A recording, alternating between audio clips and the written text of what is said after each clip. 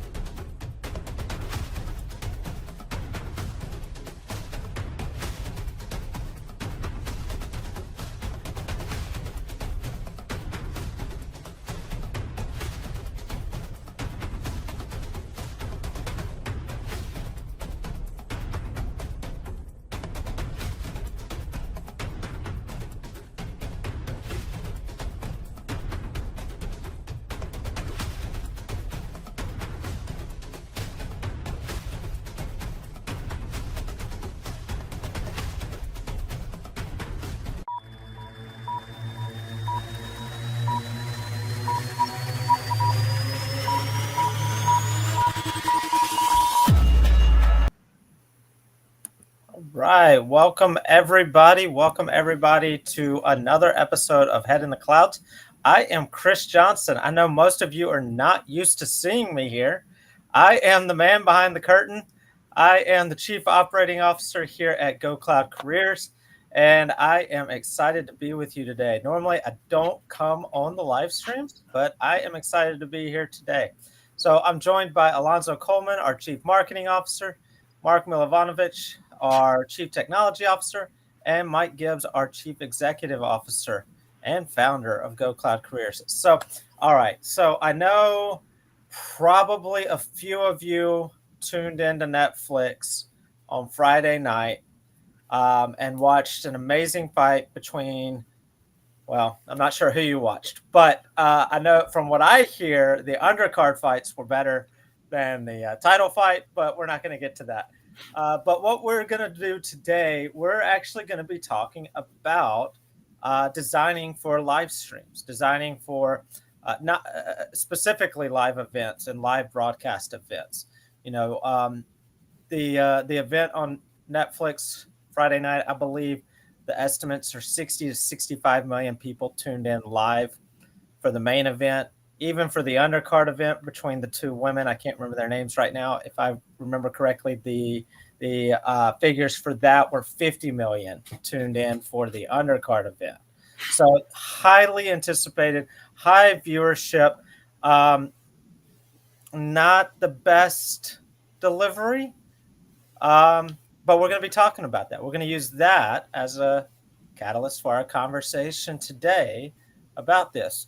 And who better to have us drive this conversation than Mike, our founder and CEO, who actually, I'm not sure if it was his first architecture or one of his first in his careers, was something along this lines. So before we get started, I want to tell everybody about our 60% off Black Friday discount. So right now, we started it early this year. I know Black Friday is not for another week and a half, but we decided to start the Black Friday sale early this year with the code Black Friday. You can get 60% off all of our training programs, all of our payment plans, all of everything, anything, all across the board, 60% off. So if you've been waiting for it, this is your sign right here. This is your sign. If you've been waiting for a sign, that's your sign. 60% off Black Friday discount. Take advantage of that while it's available. It won't be available forever, and don't want you to miss out on that. One other thing that I want to make sure that everyone is aware of, this Thursday, we have our How to Get Your First Cloud Architect Job webinar. And in this webinar, Mike will go through his process, the process that has worked for so many people, to get their first cloud architect job, regardless of their experience, whether they've got tech experience or no tech experience. Countless individuals have had success with the process that we have, and he'll share that with you. Cover everything from what type of experience actually matters. Guess what? Any experience matters. It's all cumulative. Life is cumulative.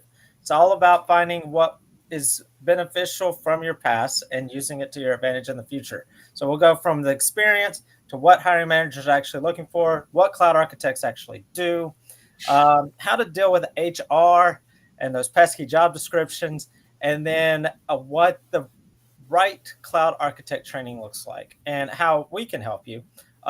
Now, in addition to that presentation, he'll stick around, he and Alonzo, or he and Mark, I'm not sure who's doing it this week, they'll stick around for up to an hour and a half to answer any questions that you have. And that's exclusively on Zoom. I believe Tyrone's got that in the chat box, the link to register for that in the chat box. So make sure to take advantage of that. If you didn't join us last week, make sure to do that so that you can ask us any questions that you might have. So without further ado, let's get into the fun topic, what everybody tuned in for. They didn't tune in to see me. They never tune in to see me. They don't expect to see me.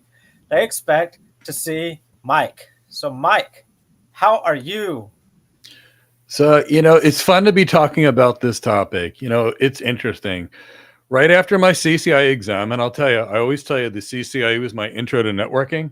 I got my first network architect job. And a year later, I got my first principal architect job. And it was an IP multicast architect. Now, I thought I was just going to be doing IP multicast, working on the fun M-bone, designing financial networks. But what it really turned out to, I was one of the first people in the world to start setting up IP video.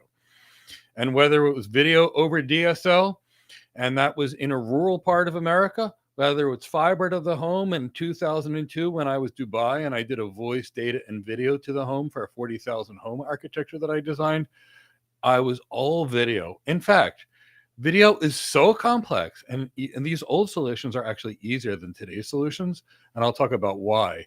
But they were so complex that as soon as people realized that I knew IP video, I traveled more than 500,000 miles in 2 years. That's how challenging video is. So today we're going to talk about the 3 ways you could do video. We're going to talk about the carrier way, as if you were going to design a home TVS project, like many carriers have done, because I've advised many of the carriers throughout the world on how to do it. We will talk about if you weren't going to do DSL, how could you, or cable, or an IP multicast environment with fiber to the home, how you could really deliver real-time video and how to do it in the most efficient manner possible. And then we're going to talk about how to do video on the cloud. And we're going to show you where those pain points are in the cloud. And you'll see it's going to be a lot harder to do these things on the cloud. And I'll show you where the strengths are in the cloud, where the weaknesses are in the cloud.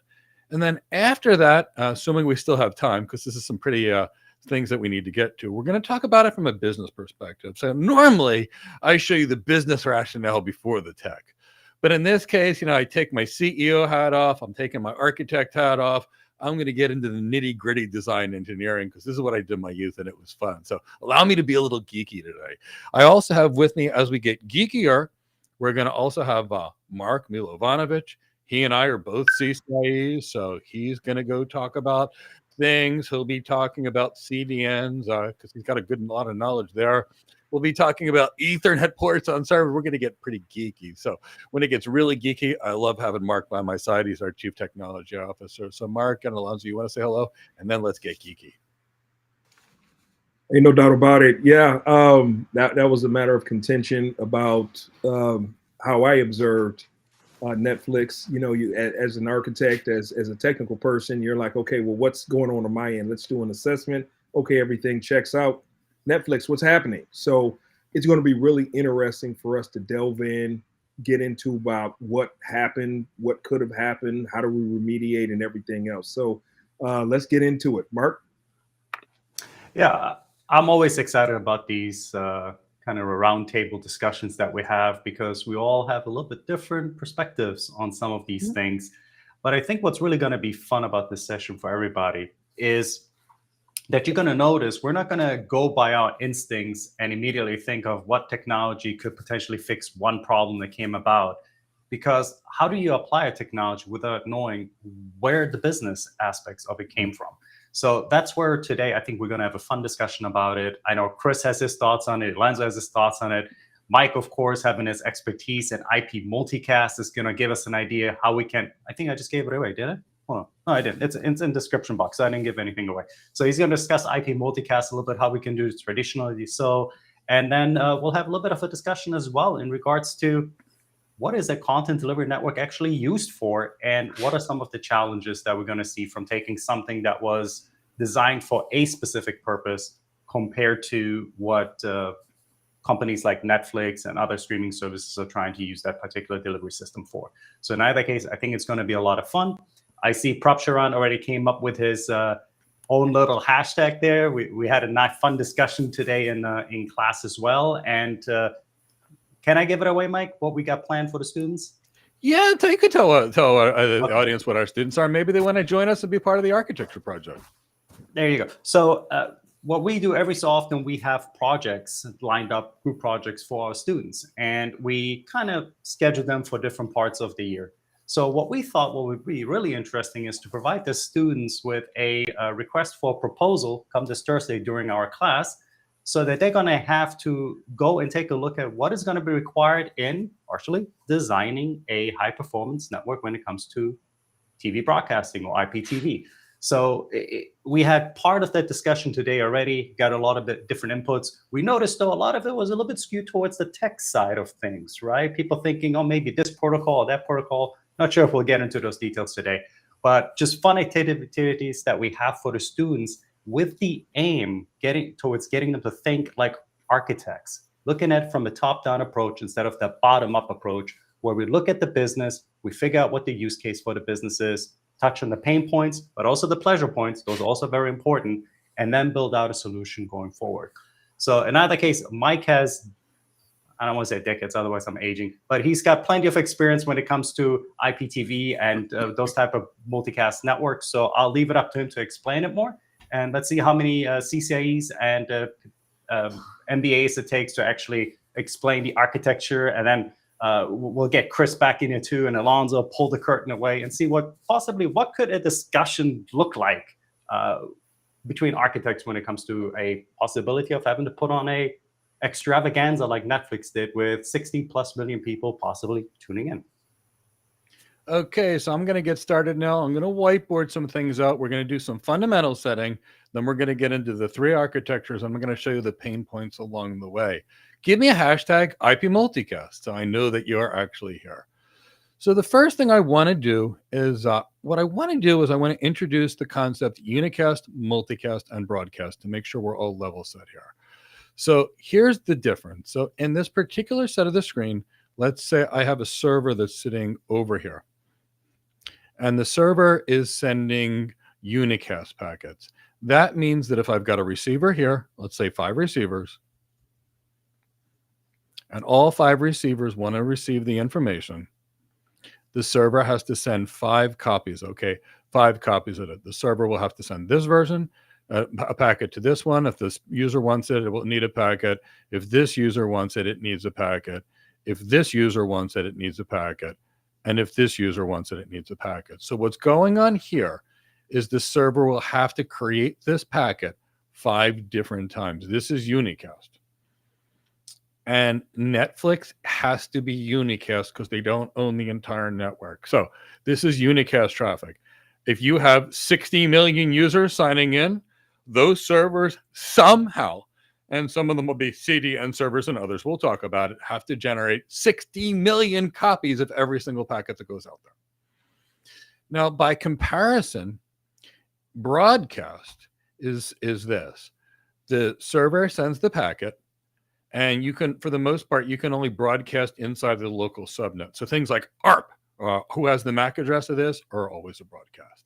So broadcasts are local to the subnet unless you send a subnet-directed broadcast, which is, for example, sending a packet to 192.168.1.255 with a mask of /24. That would be considered a subnet broadcast or a directed broadcast. But a broadcast means Server sends it out, and everybody receives it whether they want it or not. Now, here's the process problem. When a server sends out a packet and a receiver receives it under broadcast, the server's CPU has to process the packet. So I can tell you, when we were doing broadcast and financing, the financial advisors were dealing with $15,000 and $20,000 desktop workstations just to deal and process with all the broadcast packets we had. So that was broadcast. Now here's multicast. With the server, we send it into a router to make life, to really show how this works. So let's say I have a server in a multicast environment like I have right now. The server sends its data to the router. The router has a switch plugged into it, and the users are connected to the switch. I want to show you how much cooler this is. And I want you to understand the scheme of this. So now in this particular environment, I have the users. They're plugged into the switch. The switch is plugged into the router. Now, this, I'll call it a host. I'm going to make this host so it doesn't have an R on it. Sorry, these are our hosts. These are our users. So now realistically what happens is this user in a multicast environment says, hey, I want the stream. And the router will basically replicate the stream and send it out to the host port. And I'm going to show you how that works later with full multicast. And then the next host says, I want to see this thing too. And the router sends the same packet. The switch adds it to the port. Now the third host wants it. It's fine. They subscribe to the channel and the switch replicates it out the port. So the server is sending the packet once. The router in this particular case is sending the multicast, and the switch is determining which ports it needs to go to. So if I am in an environment like this, IP multicast is actually doing the replication of the packets for us. So instead of me having servers that might need to deal with 60 million users, I can send the data out once, and the routers themselves have hardware in them, application-specific integrated circuits. And these things are so fast that if you have 100 gigs coming into a switch, you can have 100 gigs going out every single port, and all that work is done in hardware. So it's not a lot of work on the servers. So unicast, I send it to you, and you respond back to me. If I've got 1,000 users, I send 1,000 things to 1,000 users. If I got 60 million users, I have to send 60 million. But we'll talk about the CDNs and the role they play. IP multicast, I send it once, and anybody that wants it actually gets it. Okay.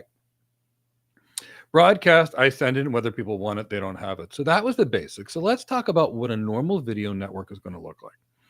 I drew some of them. So I also want you to understand the complexity. So first thing is we have a video source. So we're going to have cameras on site, most likely. And those cameras are going to be capturing uncompressed video. Uncompressed video is huge. It is huge. So here's what I mean. The camera that I'm using right now to speak with you, and this is my camera. It's like a $10,000 professional camera, not a $100,000 professional camera like they would use for these sporting events. I'm capturing at 2,000 megabit per second right now. It's just my camera. That's a low-end professional camera. These things are capturing more than that. So they can be capturing between 20 to 40 gigabit per second in terms of Ethernet speeds. That's what's going through this. So typically what you have is you have your video coming in uncompressed, and this is your best perfect picture. And then your video gets put into something called a video encoder. And the video encoder takes your video from the raw source and it converts it into video. And it drops something which could be 40 gigabit Ethernet right now, and it shrinks it down into something smaller. So with the in voice, we use something called the codec. And let me explain the way a codec actually works. And there's various codecs that capture data, but this is how we compress the video down. Watch what happens. I'm not going to move for 3 seconds. Now, when I didn't move, do you think there was a lot of data that needed to get sent across that wire? Now, in an uncompressed video environment, I would have had to send a frame every 60 frames per second, and I'm capturing, I think right now, at 45 megapixel for every frame. So imagine 60, 50, 40, what do you call it? 60, 40 megapixels per minute per images uncompressed, because that's what the raw bandwidth is. Now, what the codec is look at the difference between this movement and this movement.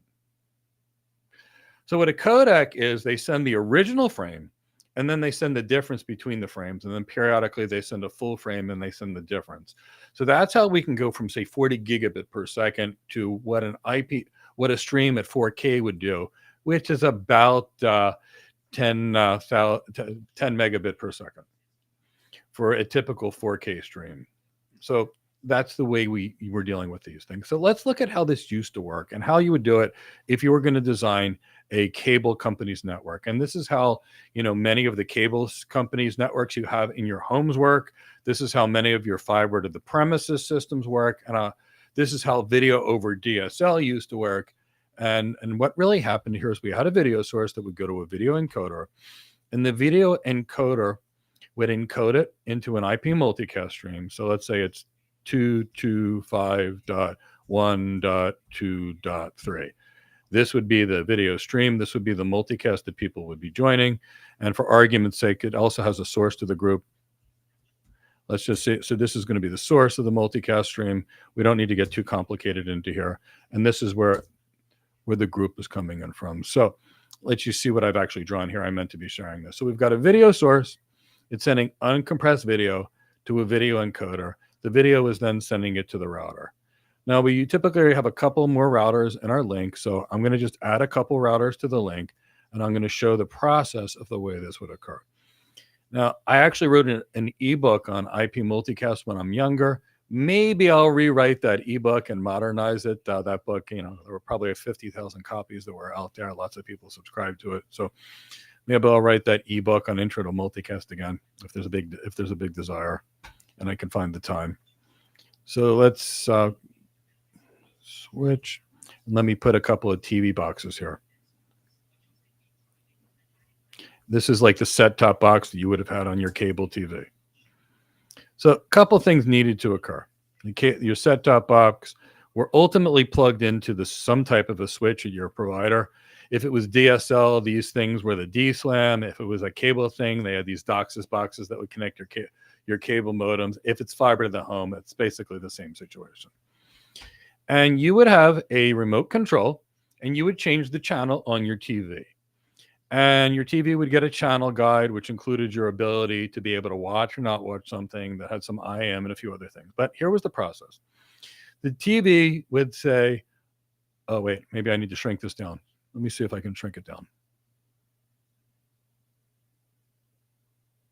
Okay. Did that work? You need to make it a little bit bigger now. Okay. Got a little more I can go.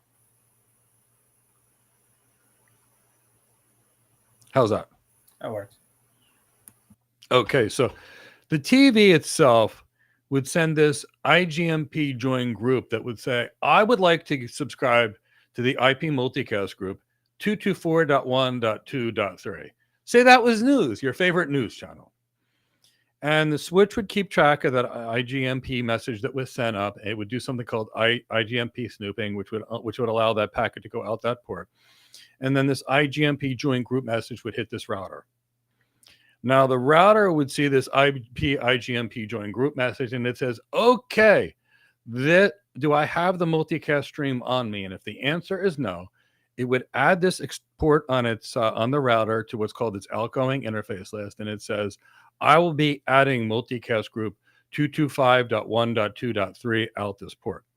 And this switch knows to send it here. But the router still doesn't have the multicast. So then this router would send something called the StarComma join. It's a PIN message to its upstream router that says, please give me access to this IP video stream at 225.1.2.3. The router would get that. The router would basically add it to its outgoing interface list. And the router would say, yes, I already have the packets. The IP address of the packet is the source is 192.168.1.5 going to 224.1.2.3. And now all these interfaces along the way would send it, and the video would be streamed out this port. Now, let's say the next TV user wanted the same channel. Guess what? The switch just replicated it out this port. And now we had another user that wanted these channels. And no big deal. Let's say they wanted the same channel. The same channel would be sent out this switch port. And the point here is these network devices were doing all the replication. these encoders, these servers were minimally used. Now, why was this feasible? And what needed to occur? One is I needed to own this network. So if this was your phone company's network that we're actually dealing with, they have full control of this network. Now, if you have a DSL line, your system is going to the DSLAM version of a switch. If you had a cable modem, it's going to this DOCSIS version of a switch. And if you're fiber to the home, you got a fiber optic and you've got a switch in your house. So all this work because the carrier owned the link. So I want to make that very clear. All these network optimizations I'm talking about are what you would do as if you owned the whole network. Very inexpensive servers we're dealing with now because the network's going to do it for us in a perfect multicast group. And the star comma G join means I don't know the source of the IP multicast packet. The S comma G join is once you know after you received it. And maybe one day we'll play with those shortest path trees in another video. If you guys want an IP multicast lesson and you want Mark and I to maybe dedicate a 2-hour show to IP multicast, let us know. And if there's enough people, we'll probably do it. So give us some, let us know in the hashtag in the chat box. And after the video, if we see a whole bunch of IP multicast hashtags or in the that you want it, maybe we'll do a multicast day. I don't mind doing it. I always love talking about tech. So this is typically the way this would work. And ultimately, when we got to fiber to the home, what we ultimately did is we put a little switch in the house. And this is what I was doing in Dubai around 2002 to show you how not new this actually is. And we would typically do we had a fiber to the premise, and we would typically create 3 VLANs. We'd have a voice VLAN, which track was prioritized first, in case, so you could make phone calls. We had a video VLAN, and on this video VLAN, that was prioritized second. That was your TV. And then we had a data VLAN that was your lowest priority. So we would plug the switch into the house. We'd have this .1Q trunk between the carrier switch and the little switches we put in people's homes. And then everything worked. Now, I'm going to tell you, there was always a bandwidth issue on this and DSL. And sometimes we ran into struggles depending upon how far the user was from the DSLAM. But the technology worked, and it worked fairly well. And for many years, if you had a digital cable box at home, that's what you were actually getting. So this is easy when you own the whole network. But Netflix doesn't own the whole network. Hulu doesn't own the whole network. They're using other people's network. And they're also having to deal with unicast versus multicast. So we're going to get into those challenges. Now let's talk about the next easiest way to build this. Like if you really wanted to build a high availability live streaming video network, here's what I would do. Obviously, you need some way to authenticate your users in any of these systems. So you're probably going to need your identity and access management. You're going to have to find where you were in someone's favorite shows. So there's this new Sylvester Stallone show on one of these networks that I watch where he's a mobster, and it's really kind of cool. So, I only may be able to watch 5 minutes of that show before my wife asks me to do something or my phone rings, and it remembers where I'm at because they typically store state of where I'm actually in the TV show in a NoSQL database. So it's Paramount Plus, and the show is Tulsa. Now, the next thing we also have to think about is the users are typically going to need to have some web front end.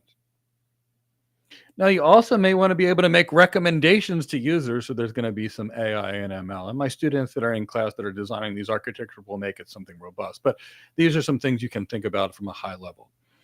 But now imagine you've got your video. You've got either you've got the video encoder is either on site, or you've got a private line to it, or you've got a satellite connection to where your encoder is. And now you connect to CDN1, CDN2, and CDN3. Now, let's talk about why this is optimal. So right now, you can own whatever network connections you get to get you to your CDNs or as close as possible, which means you have 100% control over the networks, which means you can guarantee what goes through. On a cloud, we can't guarantee what goes through. On the internet, we can't guarantee what goes through because we don't have any control over it. So if any of you don't know what I mean by not having control, any of you have a car that can drive real fast? Now, I want to know how fast you can actually drive on the roads by your house, even if your car can. What's the song? My Maserati does 185. I lost my license and now I don't drive. Was it Don Henley or something like that? But your car might be able to do 185. But if the road is so congested you can't do more than 10 miles an hour, it's meaningless. So when you build these systems yourselves, you have control over the road. You can say, Mark's traffic goes first, Chris's traffic goes second, Alonzo's traffic goes third, or Alonzo goes first and nobody else get traffic if there's contention. You can control it, but you can't do that on a cloud. You can't do it. So if you did this, now, if you're dealing with live and you don't have the ability to do multicast, and there's other ways I'll show you how you could tunnel multicast, it gets a little icky. So if you had a connection that took you straight from your encoders straight to CDN A, CDN B, and CDN C. Now, how would this handle all these unicast traffic? Well, you would set a DNS policy to load share across 3 different CDNs. And why would you do this? Because each CDN is going to be overwhelmed at one point. So you create your video, you create an encoder, you deal with 2 or 3 CDNs, 2 CDNs if you're dealing with big. So how big are some of these CDNs? AWS CloudFront is a good CDN, and it's got about 400 sites. Akamai has about 4,500 sites. And these sites have caching servers on these 4,500 sites. So if you know how big your needs are. Now, let's talk about the packet replication, and then I'm going to talk about the challenges of doing it on the cloud, and I'm going to show you how you could do this on the cloud as well. But I want you to think about this. These are going to be the calculations of how much bandwidth is needed. So before I get into these calculations, let's think about it more holistically. You need these packets to be replicated by the content delivery networks 60 million times. Now, when Netflix was streaming, I couldn't watch anything. I couldn't watch it on the prelims either. All I got was pixelated. I called my buddies in California. They couldn't watch it. I called my buddies in New York. They couldn't watch it. I called a relative in Greece who couldn't actually watch it. So, I mean, clearly they had some challenges. And, to be fair, anybody could have challenges. They are some of the best network operators in the world. They really are. But if you'd have an environment like this and there's no cloud, or you just put your IAM and your front end stuff on this cloud, you're going to have a very good experience. Because now you can divide it to, say, 60 million on 3 different companies' CDNs and 20 million users on a CDN. No big deal if it's a good CDN. So that could have been one architectural option. Now let's talk about where the CDNs, and so if you see this, we can go from CDN 1, CDN 2, CDN 3. So just basic simple DNS load sharing policy. Now, where are these CDNs housed? They're basically, a CDN is in something called a point of presence. And what is a point of presence? A point of presence is going to be an area, basically a building or a data center, because it's really going to be a data center. And in this data center, you're going to have all your internet service providers come together with these big, giant pipes. So maybe BT comes in with a couple of 100 gig connections, and NTT, Nippon Telephone, comes in with a couple of 100 gig connections, and Verizon's got a couple of 100 gig connections. That's AT&T and Centrelink. So they're all in the same building. And this works because the way internet traffic works is, let's say for a second, we're going to remove the CDN. Let's say the website is actually hosted on NTT, great telecom in Japan. So let's say the website is hosted on NTT. Now, if your user here and Verizon is your ISP, you might go from Verizon to AT&T to Centrelink to NTT. And if you're not making these connections in the same building, you're doing it over the wide area network. So you're spending a lot of bandwidth. These links, in many cases, can be millions of dollars a month these companies are paying to put in here. So do you think a company that's paying millions of dollars of links in one of these environments really wants to send your web traffic 10 million times all over the world, and your video traffic, and your Netflix videos? No. So what companies typically do is they put these CDN servers directly inside of these internet peering point of presences. And now the website's hosted on NTT, you're on AT&T, you immediately jump, you hit the CDN, and you already got the page. So they're trying to keep much of your data housed in these content delivery networks and in these buildings without wasting your wide area network. So that's why content delivery networks exist. And that's why internet service providers are so excited. Here, I'll connect you because it's going to reduce their transit costs on the back end. Now, Netflix built their own content delivery network because they knew pragmatically they probably couldn't afford to operate their business and pay a cloud provider for their CDN and for everything else. So Netflix built a good CDN, and it is an exceptionally good CDN that they should be commended for what they're doing. Now, it might not have been enough for here, and we'll talk about places where you would experience challenges and where they may have needed to make. Not saying what did happen, places that I've seen in video architectures have problems over years, and I can show you where the pain points could be, and you can think about that. So now let's look at how hard this actually is to do in a cloud environment. So, because there's a lot of things that are different. So let's say I have a video source, and the video source is going into, and the video source is encoded. Let's say I encode it before I send it to the cloud. It's possible. Or I could use a cloud-based encoder, whatever, it doesn't matter. Now I send the data to the cloud. Now, here's what I need you to understand. When your data goes through the cloud, you have no idea where it's going. You can't control the link on this. So, what does that mean? Well, if I can guarantee 100 gigabit a second connection between me and you, I know what I have. I don't know what I'm going to get on the cloud provider. And here's the reason: it is a shared network.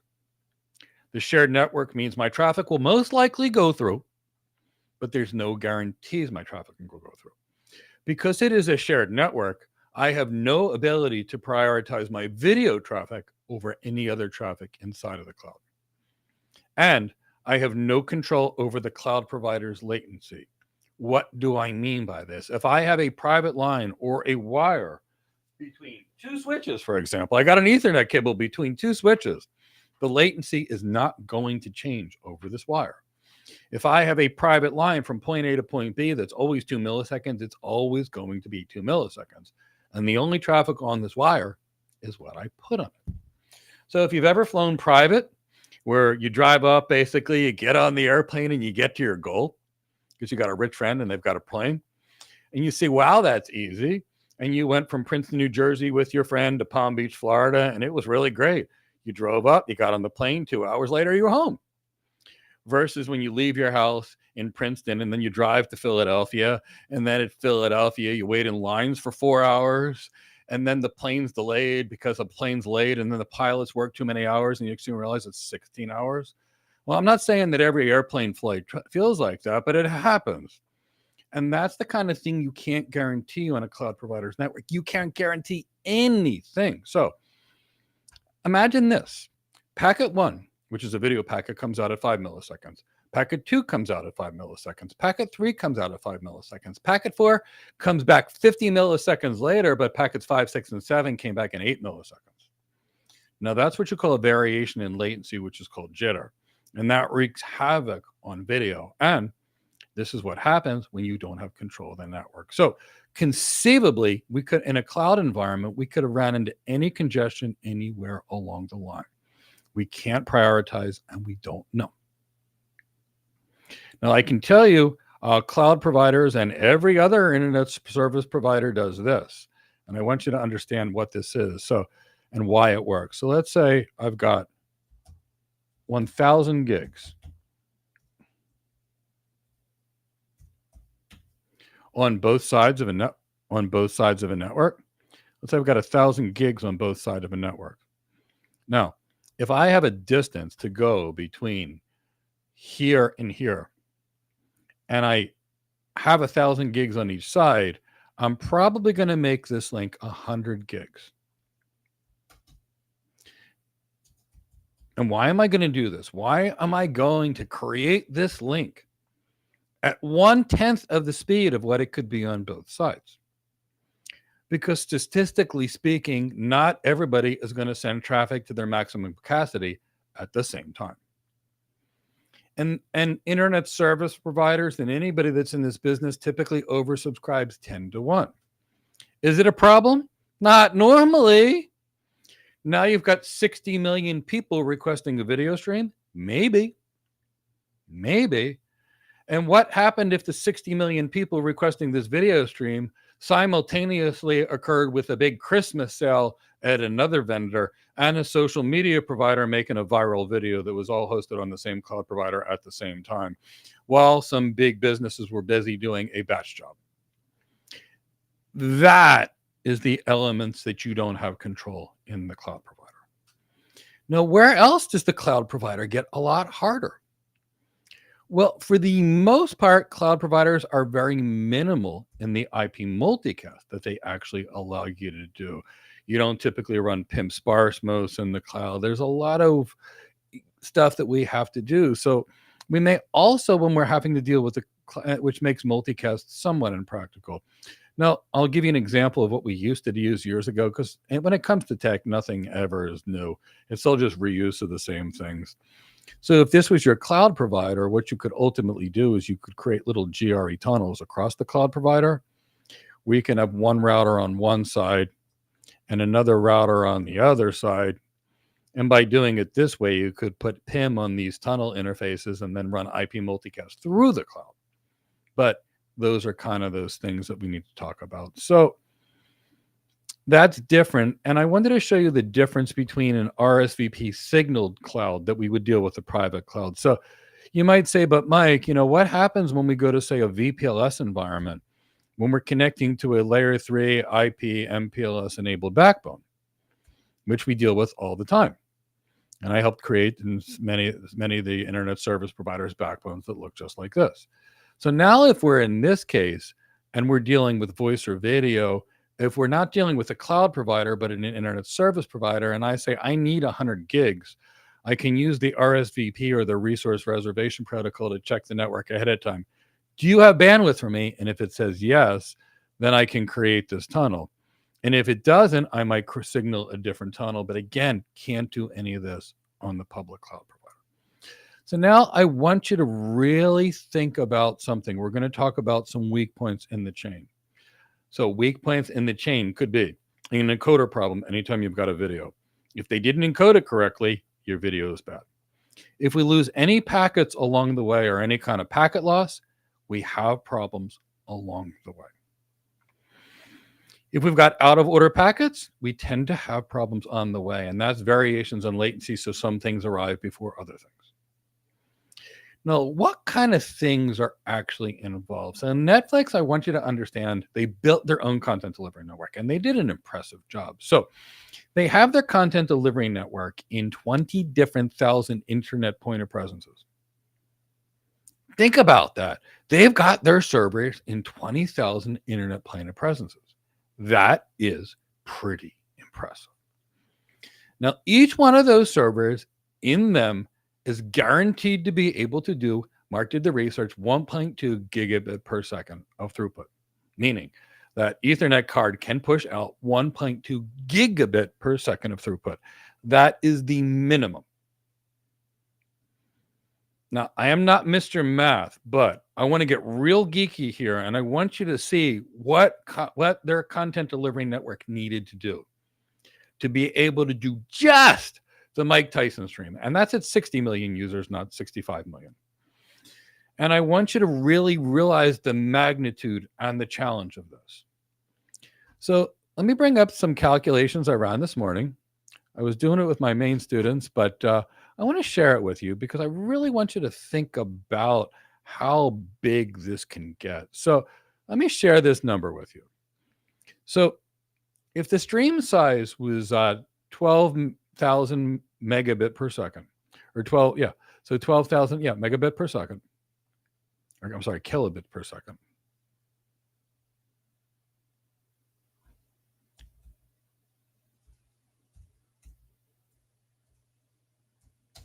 So let's talk about 12,000 kilobit per second times 60,000 users.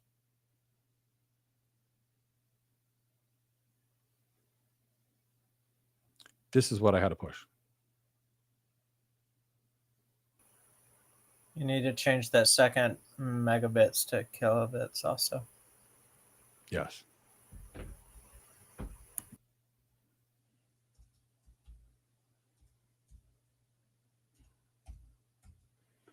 So now let's take this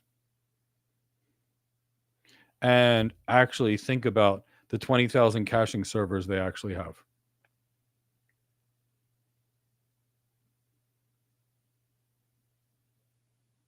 So if you think about that,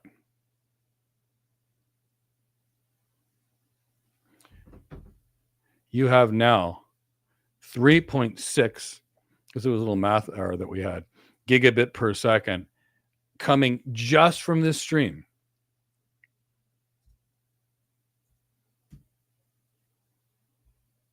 Hold on. So that means you've got 3 gigabit per second coming straight out of this stream. Now we have to add 10% overhead.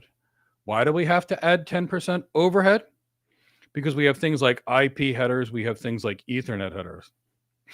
So that then we have typically control plane traffic. I want to access this. And now there's usually 5% other stuff that you don't even know. So that brings me to 4.3 gigabit per second that needs to come out of these network cards just for this.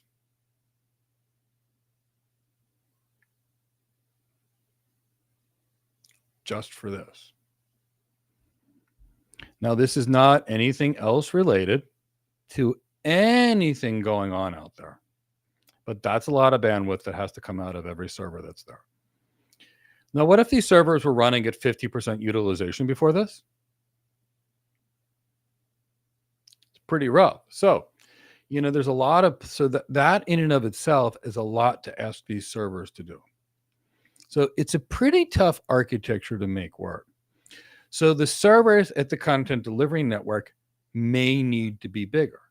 Remember, each server has to be able to do 1.2 gigabit per second. And now we're over at 4.3 just for the Tyson stream. Now, that's not saying that people aren't watching every other show that's going on Netflix throughout the entire world. So it also doesn't mean that there was an even distribution of the traffic and where it went. For example, I got to tell you, there were probably more people in America watching that than there were in Athens, Greece, or Morocco. Probably a bigger percentage of the population because it was more relevant to them. So now we have to think about how much workload those content delivery servers needed to do in America. So we have that. Now, at the same time, all these networks still have their other traffic. And if it's hosted on the cloud, who's to say some other company wasn't doing a big AI workload, a big batch job, and all other things weren't going on? There were betting networks going on. There were all kinds of things. So there are some of the challenges. Now, granted, you could preload content normally, but how do you preload live? Now, what if you recorded 2 minutes early with a 2-minute delay to preload your CDN? That would help, right? Well, can you have people at the fight getting one time and the rest of the world knowing about it 2 minutes later? Probably not in a world of sports betting and other things. So these things are tricky. And I don't want to make anybody think that because this is hard to do. These are things that people like me would travel, 300,000-400,000 miles a year working the kinks on. And that's all we did. I mean, nothing else other than this. So I kind of hope that kind of gives an overview of these challenges. Now we can talk a little bit about the kind of planning that a company would have to do for this. And here's where I want you to hear from people like Chris, who's got an operations perspective, a guy like Alonzo, who's not only a cloud architect, but actually worked in marketing as a marketing exec for big global companies. And there's the marketing element of this. Mark, for a minute, because you're our CTO, I want you to be the pure techie. And I'm going to think about trying to make this happen from a CEO perspective, with that enterprise architect perspective, and talk about all those other pieces. So let's try to talk about some of the kind of considerations these kind of companies would need to do. All right. So, Mark, if I give you a little leeway here, how long do you want to go on the tech before me and Alonzo start talking business and marketing? Yeah, maybe just for a couple of minutes. All right. One of the main reasons is how would I put this? We tend to want to approach these type of scenarios always from what is the fun tech that I can use? And I don't want people to have the impression that that is really how you should approach certain things. I know it's very easy when you're familiar with certain things, right? You want to go to the tech, but in either case.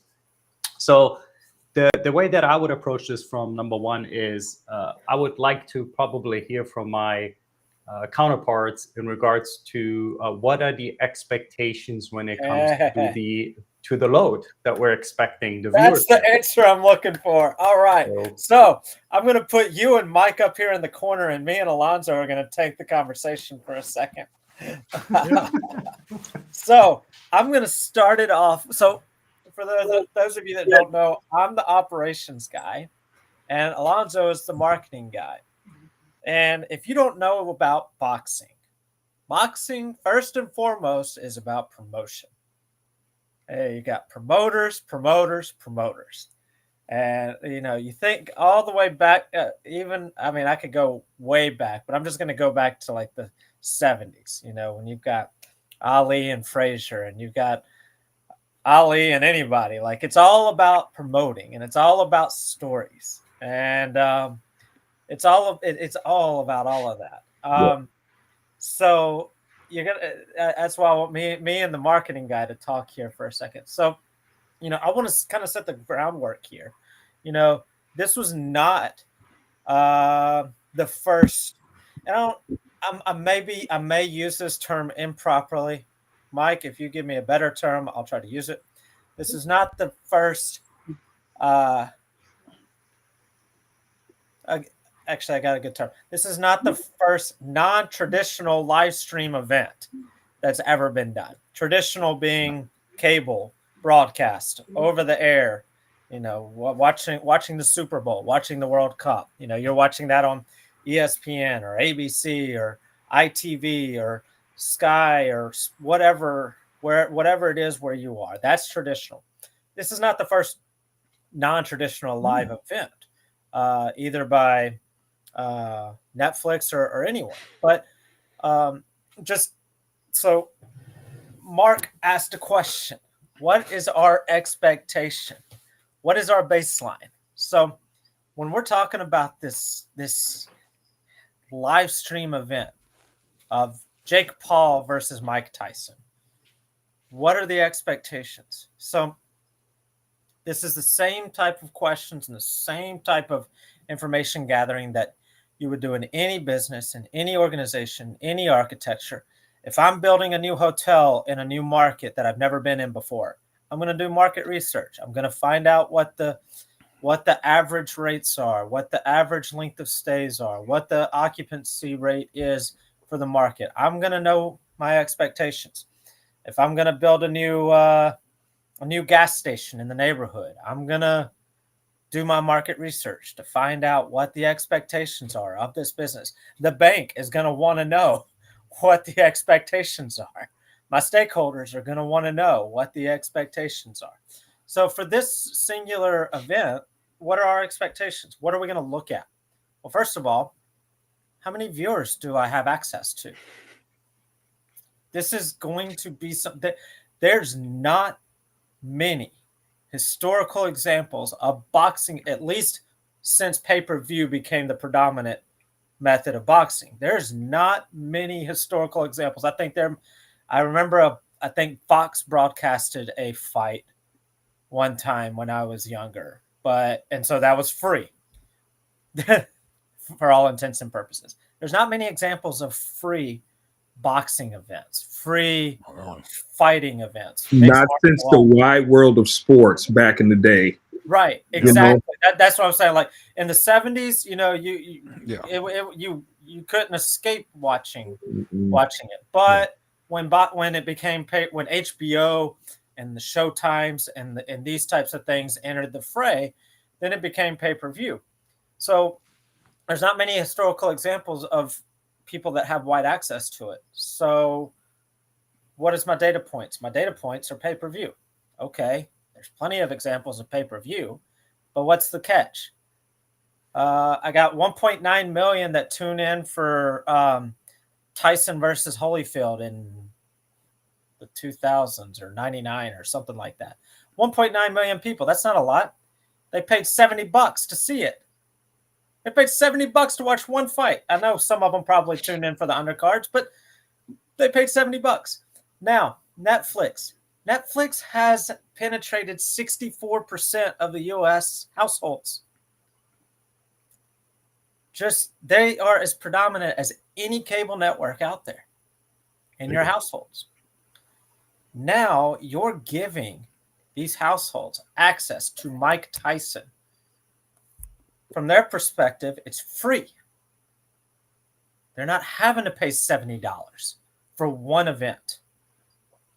They pay $6.99 for an ad-supported. I might be wrong, but I think it's $6.99, $7.99 for the ad-supported version of Netflix. Heck, I could pay for 1 month and get the fight, and that's 10%. That's 10%, 15% of what I used to pay to watch Mike Tyson fight. What was that? The one Mike Tyson and Lennox Lewis. I think it was like 7 seconds or 20 seconds or something like that. People paid $70 for that. But so anyway, so these are the types of things that they're going to be looking at. So they have, and that's just the U.S. market. They've penetrated 64% of the U.S. market. That means 64% of the U.S. households have access to this fight for free in their mind, in their perception. Whereas when people had to pay $70 a pop, they would get 2 million people.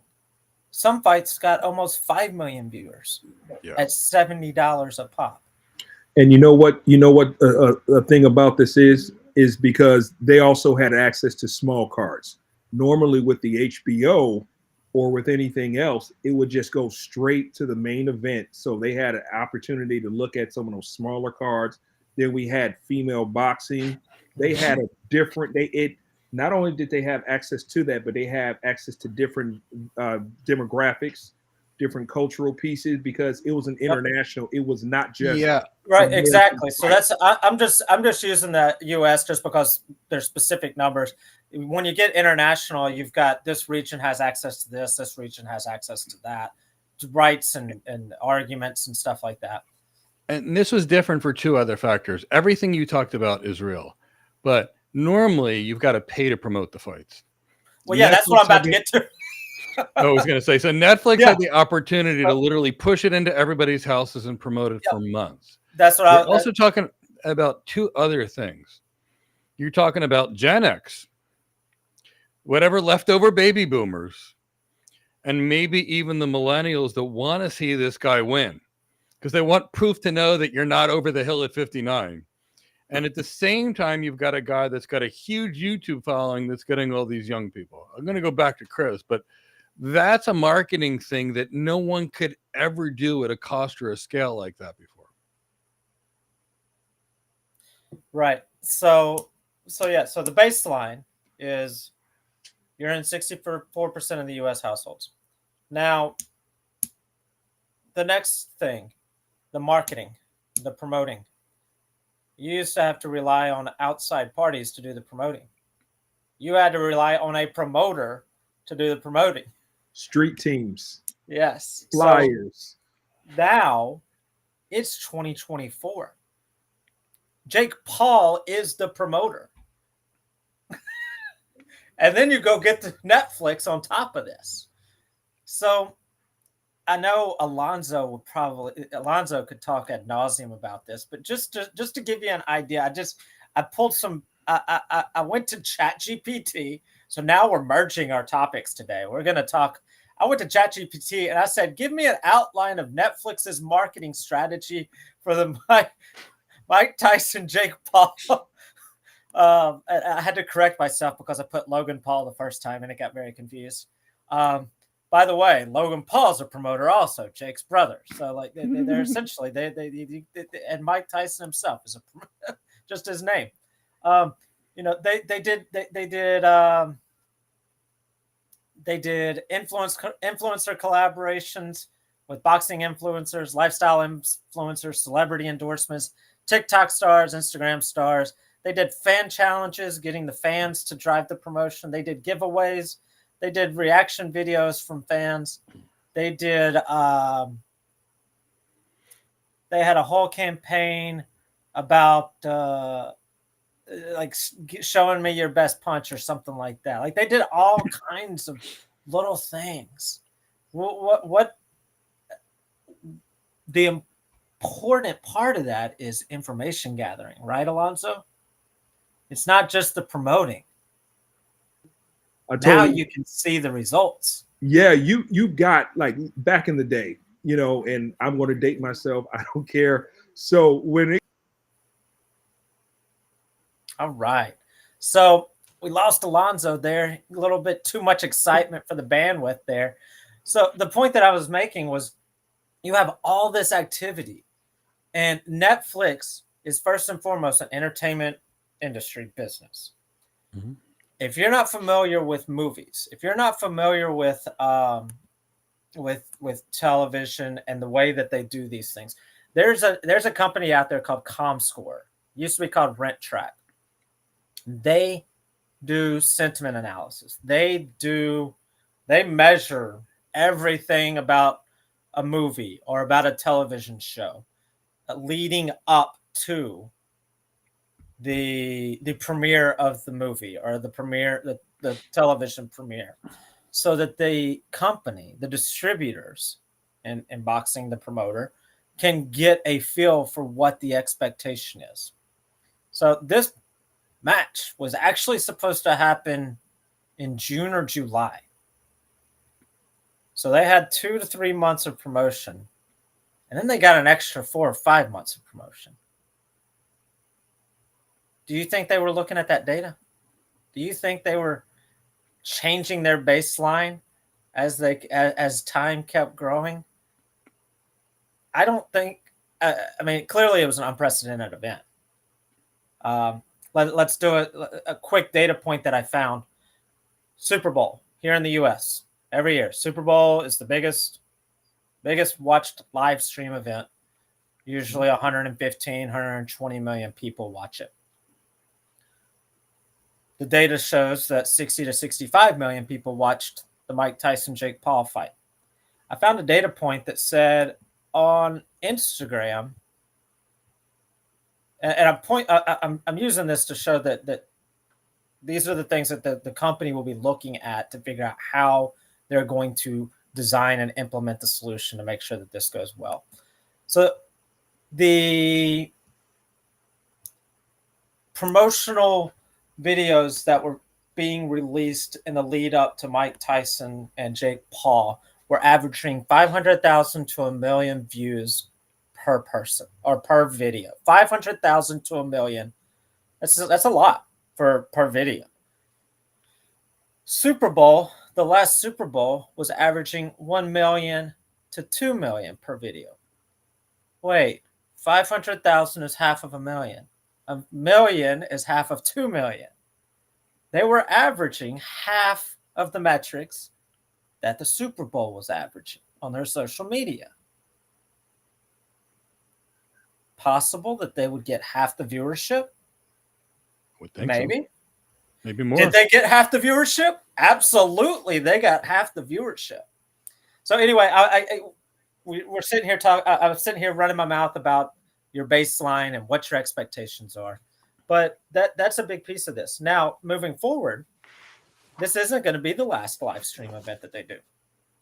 They've got 2 NFL matches happening on Christmas Day. I said matches like it's soccer. They got 2 NFL games happening on Christmas Day that they paid $75 million for. They have the exclusive rights to WWE.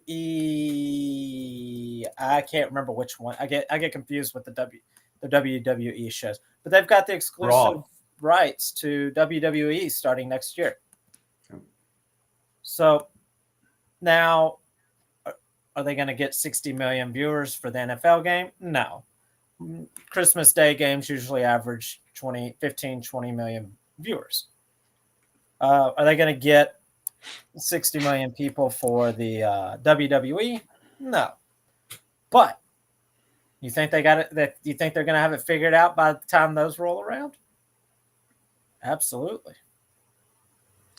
And just think about all these systems that are involved, just for a second, for all the things Chris are saying. So We've got all the people that want to join the stream, right? That's got some control plane traffic going back and forth. Am I authenticated? Do I have the privileges to do that? That's going to hit a lot of servers. Now, where am I in the stream versus where I am on my things? Now the load has gone up. Now the load on storage, the load on the servers, they're higher.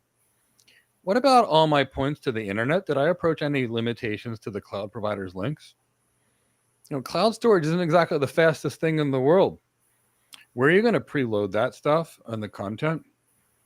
I mean, I can get 19 million IOPS in a server. The fastest AWS block storage is 250,000 IOPS. We're not even in the same universe.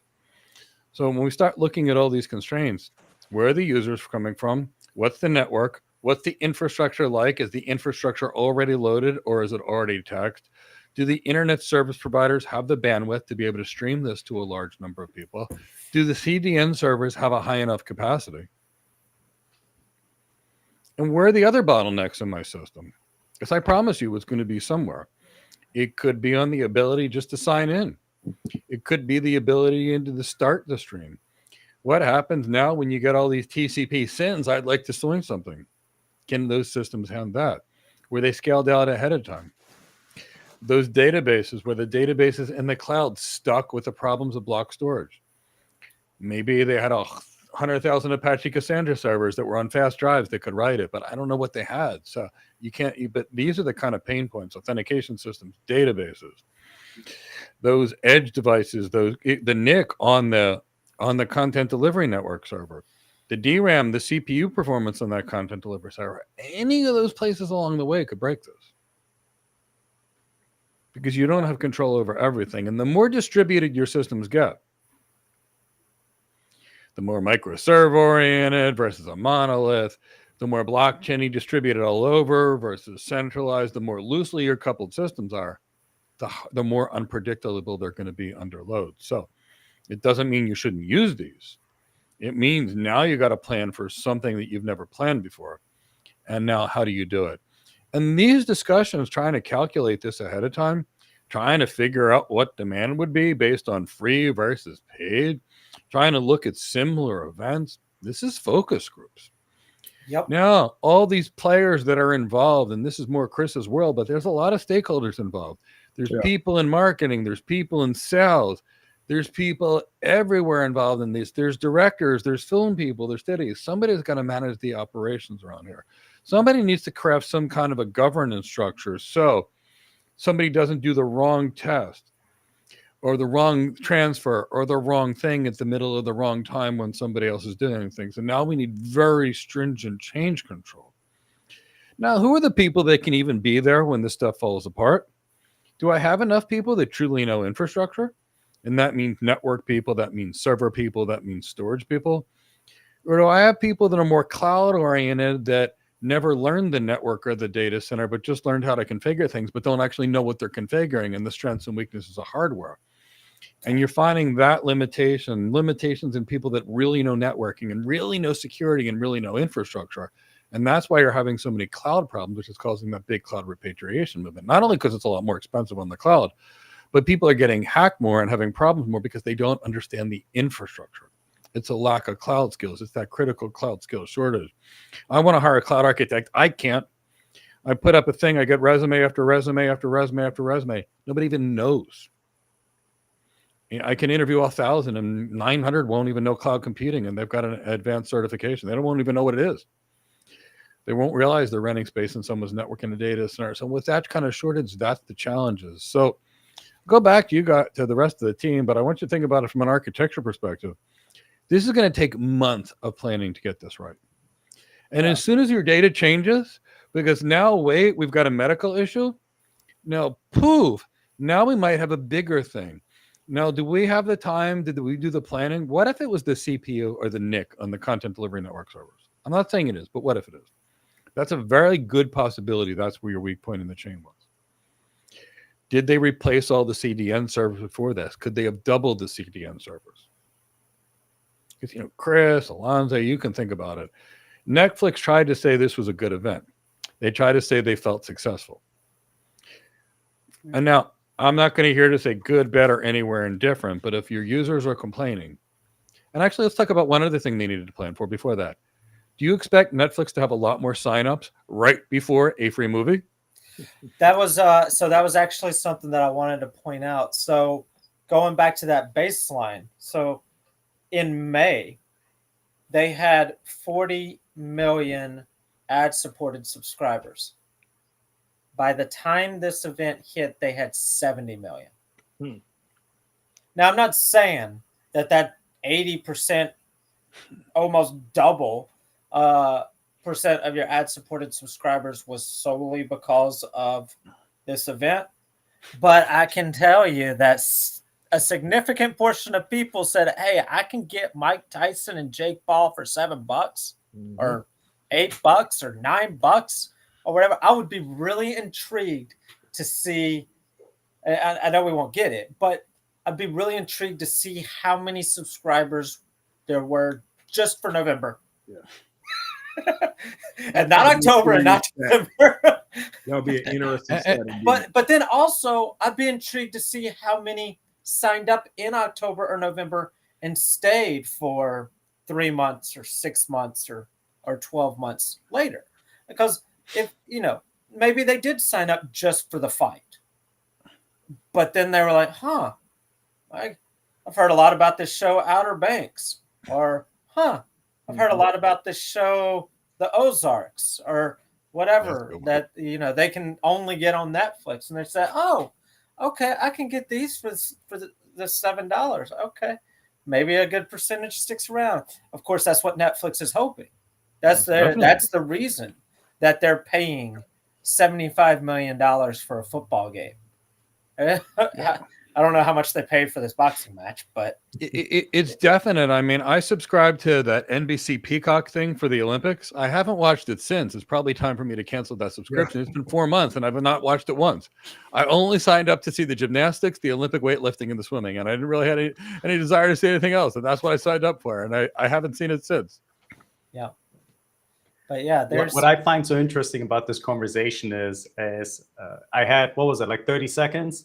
Then it got handed off, and that's literally the time for the techie to leave the room and come back a couple of weeks later, because he's going to be like, "Guys, I just need to know, am I increasing throughput at one of these junction points, or what's happening? I don't care so much about all the surveys that need to be done through focus groups and all." So you guys can see there's so many conversations, I think, that have to be had before we start thinking, I wonder what my favorite routing protocol here is, because I passed a test that tells me it is important, right? So I'm not trying to denigrate those accomplishments, but it shows the difference between what it means to plan, which is part of the architecture role, compared to when do I implement changes. Yeah, execution. Yeah. So Alonzo, you seem to be a little bit more stable now. I'm going to put you up on the big screen. What are your thoughts about the ability to get real-time information and build understanding of of what the expected outcome will be in today's promotion abilities? Oh, it's critical. I mean, when you think about the market, you think about, like, case in point, back in the day on how, say, for instance, the MCU Avengers, how are you marketing that execution in America in a different light? How would you do it, say, for instance, in China, or you would do it in a definitely perhaps maybe a polarizing culture, but you still have the accessibility to speak or engage with these customers? It's going to be different. You're going to even have to change up maybe a couple of heroes, remove them, or redo the actual posters themselves to try to understand your market, or try to see how they align with our values, or how we're going to market to them. Then we're talking about the surveys. We're talking about how we performed in the past with them, and how do we communicate with, say, for instance, there may be some expletives in our culture that are okay to say, versus they're not having it in some other culture. If they're showing it in the UAE, and they got to change up to ensure that how we're going to attract them and bring in more market share, or at least communicate to them how we can add value we got to go and see what's going on. Like another example is some people may not even have known who Jake Paul was, but the fact that they're bringing in, well, who's fighting Mike Tyson? Who's this guy? Then, we're going to start researching or talking or doing grassroots information about Jake Paul and what he does. And then next thing you know, you're going to find out about what he's promoting, which is, I believe, what is that, DraftKings? I think it's some sort of betting site. And the list goes on and how it ramifies into all these different interest groups. And we don't even know what stakes that, say, for instance, Netflix or other people have in these orbits, and how they're able to exchange and create information and say, okay, well, this is going to be our marketing strategy and how we can continually promote it and how it feeds back ultimately to Netflix. So let's talk about the psychological piece, Jake Paul versus Mike Tyson, old versus new, renegade, or firebrand, if you will. Well, hold on. Who's the renegade and who's the firebrand? I think that's the thing. That's why I did not say any names, Chris. Exactly. Because, okay, at 58, Mike's breaking norms. He's like, okay, I don't know a lot of 58s or any 58-year-olds who want to go toe-to-toe in a ring with someone more than half their age. Regardless. Remember, Alonzo, this too, just to add to it. Remember, he got sick, right? A little bit before the original. So now we're talking about an underdog story. Exactly. So you think about that going toe to toe, it's, Jake Paul is not, exactly an Ivan Drago, but, you're dealing with the age versus the size piece. Comeback kid. Mike's gone through so much. He's done a lot. He's already established himself time and time again as the premier heavyweight champion versus someone who's coming in, little to no experience. I was sick. I came back. I'm here. I'm 100% to my age ability or whatever. So you think about that. Then on top of that, although he lost, people feel like he's more of a champ than ever because he went against all the odds. So you think about a lot of that psychology and that consistent, continual post-marketing initiatives and what they can leverage with that. How are we going to utilize, say, for instance, I see a lot of memes now with Mike in them afterwards. He's going to have more attention with what he's done and how that's going to leverage in commercials, residual income, and how we're going to market that utilizing network and other types of streaming. So how those relationships work, engineer, architectural piece, networking, and utilizing that initial information and continual live real-time information so that they can easily navigate how they want to market stuff in the future. Well, that's the key. Okay. Like back to the architecture, we got our baseline and we've got marketing and promotion nowadays. We get data in real time about how we think it's going to be here. But then we see this interaction and this activity, and our expectation might change. Exactly. And then our design might have to change. Our solution might have to change. And our design may have to change. So let's bring it back to architecture. Let's bring it into the cloud architects world. Let's bring it into the enterprise architects world. Let's bring it into the network architects world. So as you talked about the marketing, as you talked about the planning and wondering where people come in, I want to talk about things we do as architects and hope it makes sense. So we create technology roadmaps that are aligned with business objectives. So if I'm consulting to Netflix and I know they're going to be doing NFL and I know they're going to be dealing with this, if I'm an architect, I'm not on that command line. I'm not coding or I'm not configuring. I'm working with their marketing people. I'm listening to their focus groups. I'm getting projections from demand on what it's going to be. I'm going to get that information from the marketing department. We're experiencing this level of growth. I want to know what that CEO wants to do because I might just need to build up my CDN servers to prepare for that growth, or maybe I need a different kind of architecture. When I say design future state architecture models, right now they're not a live streaming play. They are a pre-recorded streaming play. Now they're going to architecture. So they've tried it now. It hasn't worked for them real well the last couple of times. That doesn't mean they're not a great company. They do great things. So They've got a current architecture. They clearly need to figure out their future architecture, determine what the gaps are, and build a mitigation plan to get there. Now, emerging technologies, that's something we do as architects, is we look at what they could potentially do. So how could we increase the scale? How could we get this to perform better? Are there other technologies that we could use to replicate packets at the end, maybe in hardware versus software, that potentially could give us better performance? Now, when we say architecture developing governance frameworks, how do you think it takes to put something like this kind of event together? I mean, there's people out there promotion, there's people in studios, there's people in remote sites, there's people in remote data centers, there's people on the network. So there's so much that has to go into this.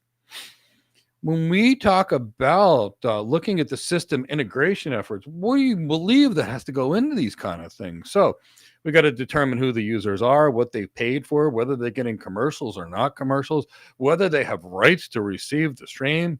Are they in a country of the world where they're even allowed to see the stream? So there's so much that needs to go in that. And now we need to optimize the organization IT resource collection. So how do you optimize IT resources? You need to know where the business is, where it's going to go, and run some ROI models on it. And if you think about it, now they're going to have options. They're going to be thinking, okay, what do I do? Do I connect to a second CDN, potentially, if that's where they've deemed the problem is? Do I invest in growing our CDN? Do we do everything non-live with what we have? Do we do CDNs live? Now, there's going to have to be a cost-benefit analysis they're going to have to run, because each one's going to affect their profitability as they do it.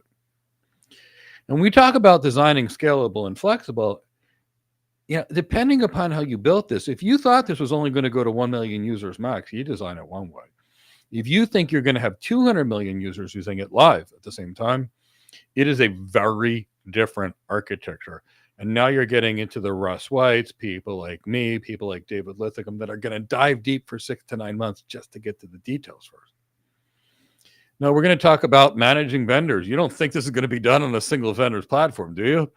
With only one company that gives us software? Of course not. So we're now going to have strategic planning sessions. Okay, we're going to test this. Who needs to be involved in the test? What kind of testing tools are? How do we do this? Now, we're probably going to do a proof of concept, right? Architect's not going to build this thing out. The architect might need 50 engineers to build this proof of concept and truly test it. So they're going to have to lead that. So these are the kind of things we do as architects. Now, the engineers are on those switches. They're on those routers. They're on those servers. They're on those databases, and we need them, and they are the experts on it. But I want you to try and realize what you have to focus on to be successful as an architect. Everything Chris talked about mattered. Everything Alonzo talked about from a marketing perspective. Our whole life is that. And the second we get away from that and we start thinking about the tech, we miss the network card on one server, or we miss the server whose backplane couldn't handle it, or we missed that the server CPU just didn't have the performance, or we missed that that server's got too many things in its PCIe slots and it doesn't have enough bandwidth because we don't have enough PCIe lanes on that server, or that network lacked QoS, or that constraint point in some internet gateway somewhere that's limited to something. These are all the things we need to think about, and that's why it takes a team. And even with a team, and I'm going to tell you right now, AWS, Google, Netflix, they're some of the best operators in the world. They really are. But it's still not going to stop a company like Google from deleting a $240 billion hedge fund, or being down all day because they made a BGP error, or keeping Facebook down for an entire day because they made a BGP error, or the country of India almost being taken down for an entire day because Cloudflare made a BGP error, or Netflix having an architectural challenge. They're all great. And the key is, it's all about planning. You do the best you plan, and then you fix things as they're necessary. And that's the key, to try and learn from whatever you have so you don't make these mistakes. And if you make a mistake, fix it and make it right, and make it right fast. And that depends on how you issue the audience. If you go to the audience and say, we tried this, it was beyond anything bigger than we've ever exceeded, couldn't deliver it to the level that we wanted to, but we're making changes in the future. I don't know. I get that. I really do. If I heard that, I would be totally understanding of it. Because I know when you're trying to do these things, there's only a few people in the world that can do it. And Bo Williamson, I knew he could do it. He was the guy at Cisco that everybody did. He was wonderful. You know, he's no longer with us. I did it for Riverstone. There are only a couple people that really had this kind of video experience and these kind of constraint experience. So lots of great things, lots of great opportunities, lots of opportunities for some really good network architects here too, and some really good cloud network. I'll go back to you guys. I just wanted to bring it back to architecture for a minute. See if anybody has any questions. I go back or whatever you think, guys. Yeah, I think we have a few questions that we can start popping up and seeing if we can keep it civil, so to say. Yeah, let's see what questions what questions we might have. Otherwise, I think we had a great conversation here. I mean, I for one could keep talking about the business part of this all day long, but I know that's not what we're here for. So let's see what we got. Let's see.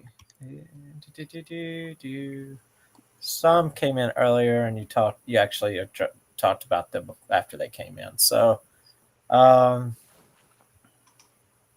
they were coming in as you were doing your whiteboarding, and then you whiteboarded what they what they asked about. I'm not sure. Maybe you guys can translate these for me. I'm not sure. Oh, from Mohammed, right? That's a dual question, though. I think he posed. Yeah. There's multiple, so I just want you to read them. Okay. I want to try to see if we can translate this. So will requiring multicast and quality of service for voice over IP between the on-premises to the cloud. And then go ahead and at the second part, he says management VoIP will be from on-premise or cloud. So I think me and Mike are going to have a little bit two different perspectives on this, but I'm going to give you from a technical standpoint, Mohammed. Quality of service is going to be very difficult if we're using a shared or / public network.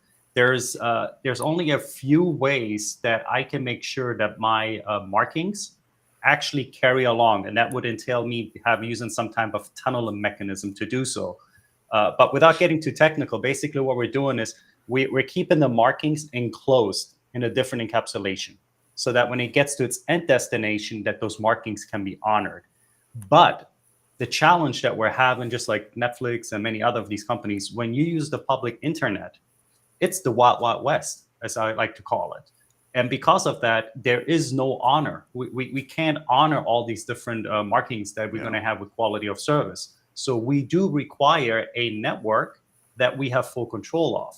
And there is certain service providers, depending on, of course, what type of contract you sign with them, what type of service level agreement you get, that could honor your quality of service markings from end to end. But that's going to be across a private network. Generally speaking, something to do with MPLS, and there's going to be additional route distinguishers and so forth that are going to be added on so that you can add those particular markings. And then as Mike knows as well, there are challenges as well when it comes from taking the marking when we're talking about multicasting at layer 2 and transferring them into our IP packets. So we need to have properly actually transfer or copy those markings also over.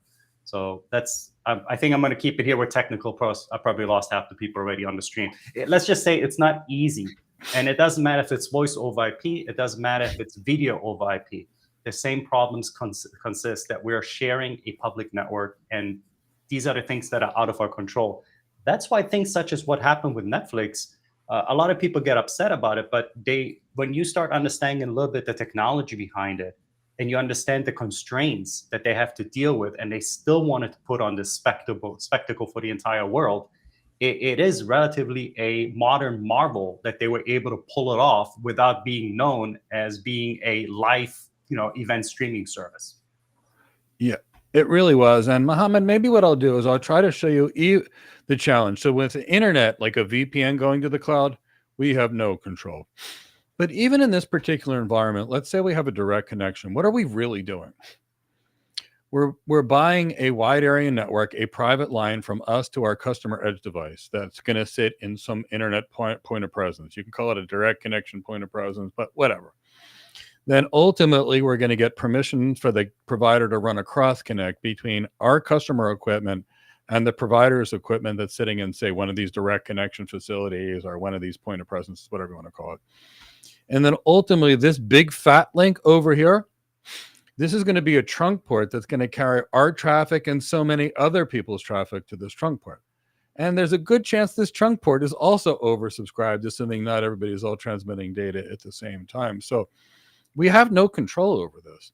Now, this is very different than in a private environment, Mohammed, where basically we have basically a router on both sides. And either it's a private wire, which has got guaranteed bandwidth, or even if this is like a VPLS type connection, where it's it's Ethernet over MPLS, we're signaling this Ethernet over MPLS with RSVP signaling to make sure that we have the amount of bandwidth. So we still have an element of control, but when we go to the cloud provider, we're losing a lot of that control. So I thought maybe that would show. Obviously, on the internet with VPNs, we've got a challenge, but even with private lines, it's not necessarily the equivalent in performance and control that you could ever get with a data center. Yep. And if you do have let's say you have an upstream voice provider, Mohammed, that just happen to have a presence in one of the cloud service providers that you're trying to go towards, you can, depending on their capabilities, the trunk port that they give you towards their environment, where eventually they're going to be doing the routing towards the publicly switched alpha network, you could actually have your quality of service markings honored. But that's because they have full control over it. And again, those are things you from a design aspect, you do have to have a conversation with the different vendors. Again, it's this idea that you're losing control over aspects of your architecture. And let's talk about that real quickly. So if it's a simple thing and you lose control, it's generally no big deal. But when you're pushing video traffic for 60 million users, when you are pushing a trading application that's doing 3 billion trades a day, when you are Google scale or YouTube scale, you're no longer in a place where you can hope and use hope as a management strategy. You're in a place where any little weakness can take the system down. And that's where you need the most control possible. Hope that helps. Question from Dakota from above. But does Netflix has its own network? They have their own CDN, which Mark can tell you about. And each server is guaranteed to be able to do 1.2 gigabit per second. Yeah. And the traffic from this minimum would be 4.3 gigabit per second, only for this traffic, let alone anything else. But Mark, you know much more about Netflix. Right. So before Mark goes, so the key there is that these servers aren't just streaming the fight. No. Correct. No. They're streaming Love is Blind, Outer Banks, replays of Friends. Well, I don't think they have the rights to Friends right now, but replays of this, replays of that, this movie, that movie, anything in their catalog of thousands and thousands and thousands of things that are on demand. So not just the fight. Right. Nope. They're streaming everything around the world. So I'll let Mark talk now. Yeah. So if you want to think of it, does Netflix have its own network? It has its own backbone network, meaning its own private network, of course, that it's going to use just like any other company. The thing that Netflix has to do, though, is it is prohibitively expensive of trying to build out your public network. Think of all the billions that, even if you count in subsidies, all these service providers spend on building out the infrastructure. If Netflix wanted to replicate that something, I mean, it takes billions of dollars to do so. They're not going to be laying cables everywhere. So they're going to be renting the infrastructure, just like you would be renting infrastructure from your service provider to do so. So what Netflix ended up doing is, and by the way, I'll put a link into it, they made this public knowledge in regards to how they build out their content delivery network. So what they ended up doing is they built servers. They call them Open Connect appliances. And these particular appliances are then set at these junction points between the tier 1 service providers. So if you want to think about a tier 1 service provider, is somebody who has access to all regions within geography, meaning they don't need to go through somebody else as a transit provider or as a middleman to get somewhere. They're basically the big honchos on the block when it comes to the internet in general. And they set their appliances there in hopes that as they set their content closer to the customer, the first thing they can do with that is get rid of propagation delay. So that's generally the hardware delay that we get with packets being encoded, decoded, and then passed down the stack. So they're closer from that sense. And then the actual packet delivery, also the latency is cut down because if you think of it, there's a predetermined amount of time that something takes to travel from point A to point Z. There just is. Yeah. There is with using fiber, with using electrical, with speech, wave, whichever there is. So the closer we can get it to the customer, the less there is of a delay of getting it. Yep. So that's how Netflix ended up choosing it. But Netflix also went the cost saving route by using a CDN, which meant they want to transfer this data over HTTP, or in this case, HTTPS, which means they get stuck using the TCP protocol. So again, they're doing this because number one, the architecture is already there. They can easily load balance this. We're putting a bunch of load balancers in front of their actual appliances, and they just move it closer. But all that is optimized for what? A content delivery network is there for static content, not dynamic or changing content.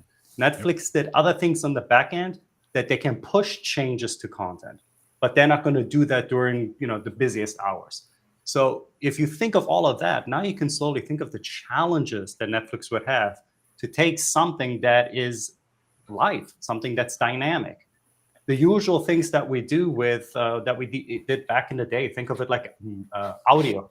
When MP3s slowly became popular and we were sitting on 56K modems, and for some reason the song was 3 minutes long, but it took us 6 minutes to download.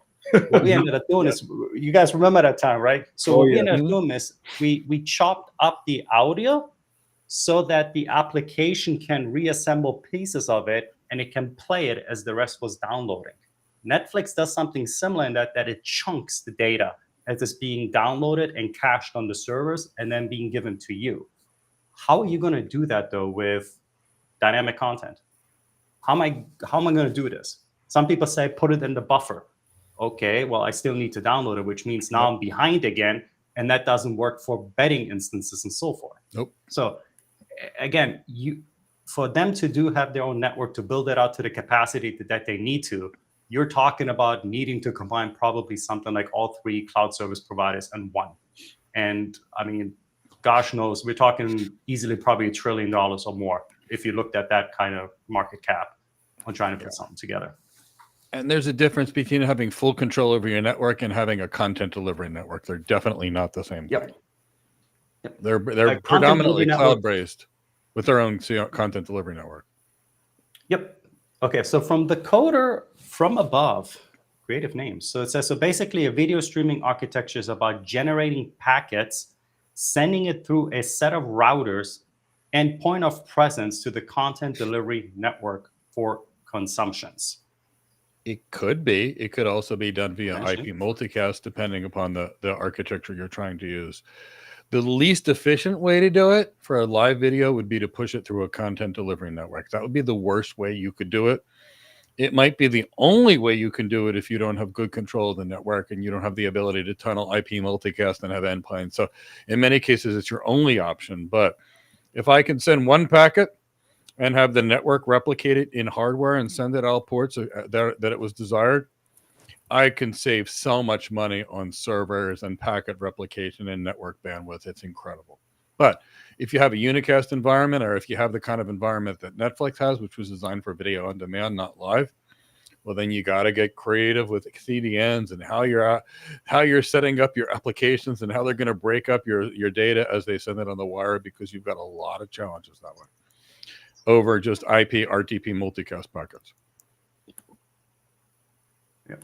All right, let's take a look at our next question. From Mufaz, they're wondering, the content delivery network that would cache the content in the point of presence, is it a central content delivery network, or each ISP would have their own content delivery network? It's kind of neither. So some businesses will create their own content delivery networks, and other businesses' primary business is a content delivery network. So if we look at Akamai, I think they're the largest content delivery network in the world. I could be wrong, but they are huge. And, they've got their own content delivery network, but Fastly has their own content delivery network.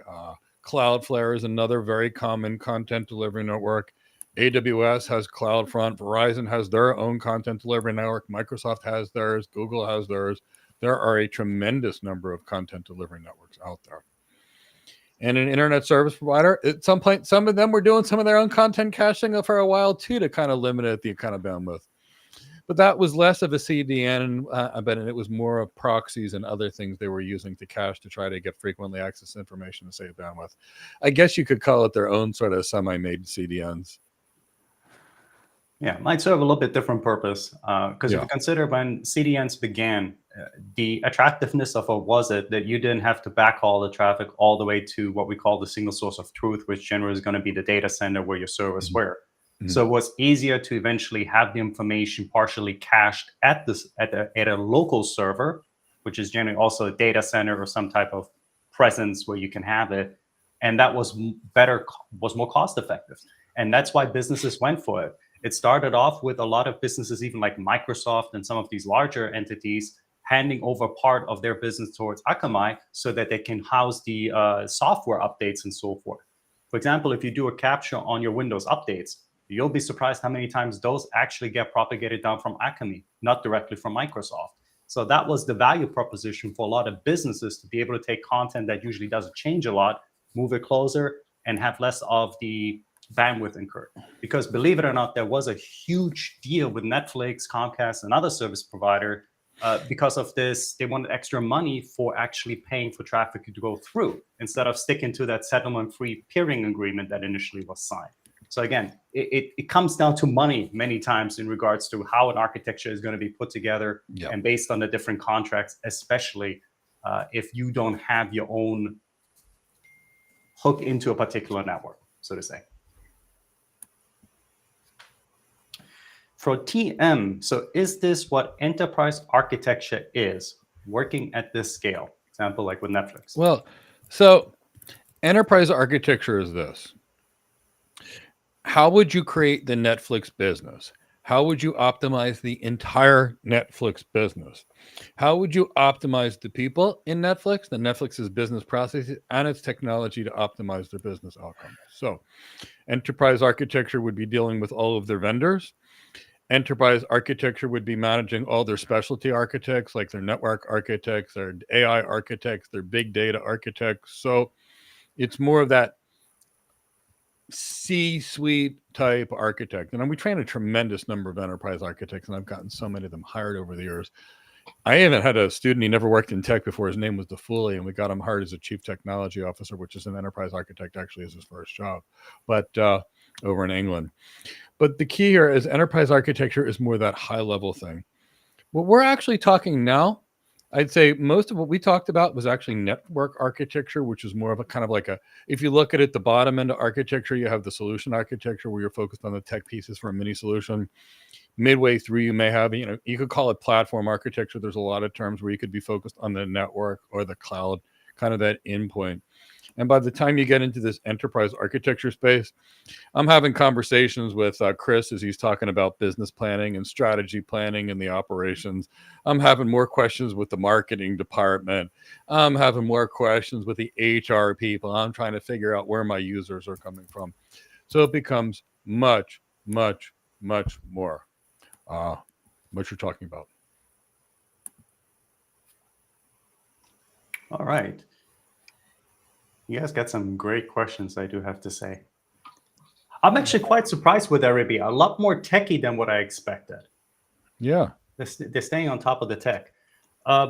Chris, would it be possible, because I'd be curious, could we get the question in regards to the litmus test that was brought about? Because I think that gives us a good idea in regards to some business speak that we can do. All right, so not so important in regards to wrestling and all this, but question for you all. So do you think, put on your architect and your executive head, do you think that the Paul versus Tyson fight was a litmus test for Netflix partnership with WWE and the rights to the broadcast of WWE Raw? So would you guys consider this has been like a test? Well, pretty sure they already secured the rights. Yeah, they did. They did for January. Yep. But not the rights. As far as a litmus test for the rights, no. A litmus test for what do I need to do? Yes. Mm-hmm.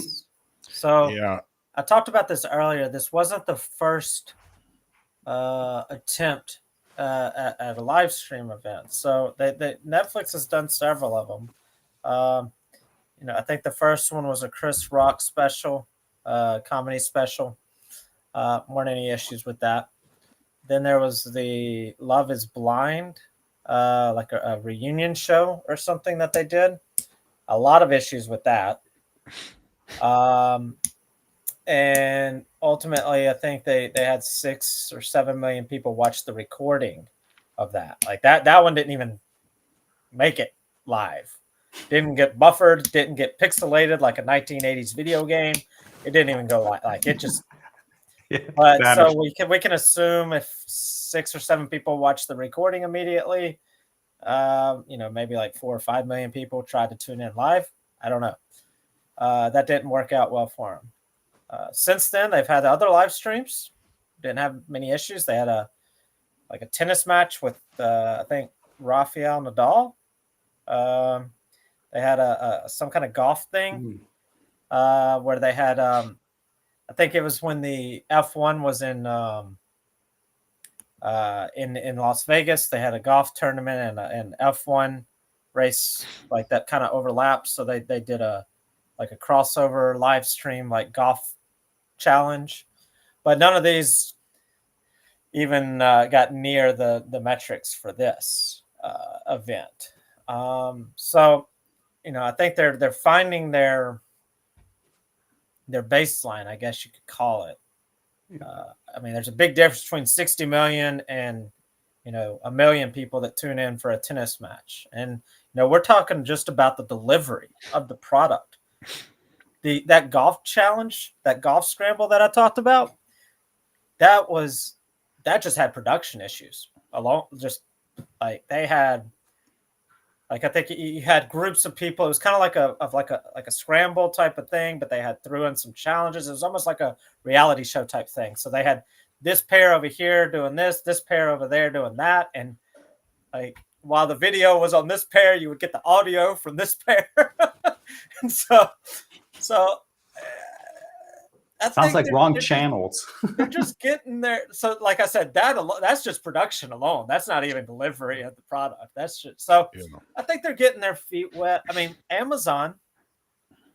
I'm pretty sure that this was the first year that they had Thursday Night Football on Amazon, or was it last year? That was first. I think it was last year. Last year. So Amazon's got Thursday Night Football down. They got it figured out. So. Will Netflix be able to figure out it? If they spend the right amount of money, I'm sure they can figure anything out. But if they hire the right people, if they hire put the right people in place, answer the right questions, ask the right questions, do the right things, they'll be able to produce these live events. I don't think there's going to be any issue with it. It's just believe this is just like anything in its infancy. Yeah, you're going to stumble and figure it out. And, They truly did. I truly believe they did not expect 60 million people to tune in. They did not. I think so. There's never been a boxing match that's had on terrestrial TV broadcast or anything that's had that many people. So, and we have to look at the technology limitations they have. They don't own the network. Right. I mean, they own the CDN, but they didn't build their private data center. They don't own the router. So. Which brings us to a question from the coder from above. And I want to talk about how easy that actually would have. But I can tell you this before we leave this question. I promise you there's people over at Netflix, executives that are having daily conversations with people over at the NFL, that people are involved in the WWE. And I promise you the chief architect and key network architects and enterprise architects are in meetings all day long right now, trying to figure out and make this successful. And they're bringing their engineers with them. Yeah. Well, so let's just circle back on that. Even before Amazon got Thursday Night Football, NFL's been streaming. Yep. They've been they streamed the Super Bowl. These get streamed on CBS or Paramount. Like the Super Bowl cycles every year. It's Fox, CBS, NBC, ABC. So if it's on CBS this year, they're streaming it on Paramount. If it's on ABC next year, they're streaming it on Disney or ESPN Plus or whatever. If it's on NBC, it's being streamed on Peacock. If it's on Fox, so they've been streaming. So NFL's got their streaming figured out. Like Mike said, Netflix and NFL, They're on phone calls, emails, everything, figuring it all out. They better figure out that content delivery network idea and how they're going to use that compared to some. Yeah. I don't want to Do it say call again. them better, but different ways, right? Because everything has a trade-off. All right, so let's do this one last question from the coder from above, and we'll wrap up our show. All righty. This is all right. I'll give Mike this one. I'm going to read it just so I can sound like I'm an expert like you at multicast, which I'm not. That's live on YouTube now. I'm okay, just not Mike's level. So an IP multicast, Mike. Do you use specific server or routers that can do multicast? And if you do, where are these positioned within your network? Okay, so here's the reality, and I'm going to walk you through it, and then I'll show you graphically. So, so what you can, because you should be seeing the graphics, what you should be seeing here is a typical multicast environment. One is any real enterprise router. That means a router from Cisco. It means a router from Juniper. It means a router from Arista Networks. Anything that's enterprise grade has the ability to do IP multicast on it. So what are we really dealing with here? We need our video source. And this could be the camera itself, or it could be coming in via a satellite. And sometimes if you're sending data across the world, the source may come in on a satellite. Like if you were, for example, when I was setting up video over DSL or video over fiber in Dubai back in 2002, the local channels, they came in locally, but the US and the English channels that were coming in were being brought in over a satellite. And they were the video source that in those days we plugged them into Tamberg video encoders. Cisco bought Tamberg. I'm not really sure what's happened with it since then, but if we'd have a video source and then we have a video encoder, and if it's IP multicast, I'm going to make it simple so I don't get it deep and geeky into IP multicast. But we enable IP multicast routing, and we enable a multicast routing protocol that enables us to figure out how to get to the sources. And I'm sending a video here, and now I've got a host on a user over here, and all they want to receive it is, they say, I want to join this video stream. They send it to the router. The router says, okay, I'll add you to the stream. They send it to the next upstream router, and the router says, yes, I'll add you to the stream. Assuming nobody else is there, it sends it to the next upstream router, and then the router starts sending it. And then the path will go from this router all the way to this host. So here's me watching TV in South Florida. I just joined the stream. Now, by comparison, we've got my brother, and my brother's in Philadelphia, and he says, I want to watch this video stream. So he sends his IGMP join group message. The router adds him to its outgoing interface list. Then the router sends a request to this upstream router. I would like the IP multicast stream. But guess what? The multicast stream is already on this router because it's being sent to this person. So now the router just forwards the packet and the router sends it this way. So all the replication in IP multicast, all of it is being done on the network. And because these routers themselves are hardware-based, not software-based, they can do things at the speed of the wire. So I want to make that clear. If I've got 100 gigabit ports on a router, a high-end router, and they have ASICs, I can come in at 100 gigabit and come out all 100 ports at 100 gigabit. There are very few servers in the world that can come out at 100 gigabit out of one server, let alone 100 gigabit out of 100 ports. So that's why, when we're dealing with an IP video network, there's a lot of stuff that we would use. We'd build a multicast backbone. We'd build our own private network. We'd have control over the network. We do QoS. Now we put it on the cloud. Our multicast abilities are very limited. Our QoS capabilities are non-existent. We have no control over the network. We've got no control over all these things. So it becomes much, much, much harder to get to any place that's actually our goal. But we can still do it. We can get closer. And what it really does is, there's no one architecture that fits one solution. Netflix had to choose the architecture they had because the predominance of their business is video on demand. It made sense. Now they want to do live stream. Now it's a new architecture. Now either it's an adaptation of their old architecture, it's a completely new architecture, or potentially they run two different parallel architectures. They run the architecture they have for live streaming, and they use a multi-CDN setup potentially for live video events. And the good news is you can pay for what you use in a lot of these environments. So there's a lot of ways they can do it.